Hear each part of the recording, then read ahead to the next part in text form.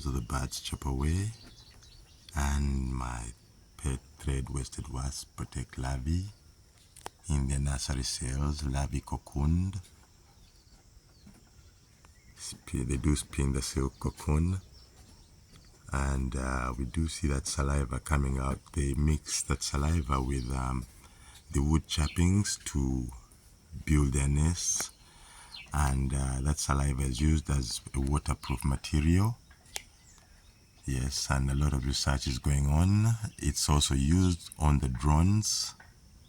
Yes, a NASA kind of arrangement. And